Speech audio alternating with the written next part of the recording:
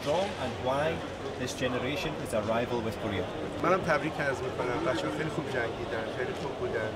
با توجه به اینکه خوب ارگانیزیشن میشه توی تکواندو تو ایران، خوب سازماندهی میشه. ما الان چندین تیم در حال در واقع آماده سازی هستیم. یکی برای مسابقات المپیک انشالله داره اعزام میشه. این تیممون هم تیم بسیار جوونیه.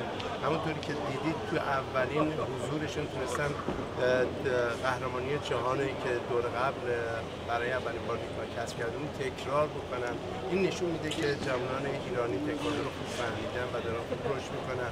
خب تیم کره هم تیم خیلی خوبی بوده. رقیب سنتی ماست، قدیمی ماست. ولی خب ما اینجا واقعا خیلی خوب بودیم و امیدوارم که همین روند ادامه پیدا بکنه با مدیریت آقای سایی که خودشون از در واقع قهرمانان به نام دنیا هستن. خوب داره مدیریت میشه. امیدوارم که مهدی تو هم بیا بالا. میخوایی باشی؟ علاقه داری به هنرپیشه؟ ولی لهجه داره. بله دوست دارم که هنرپیشه باشم ان شاءالله. بعد از که زندگی قهرمانی تموم شد میریم به سمت هنرپیشه. 1 2 3 ایران تکواندو فایتینگ!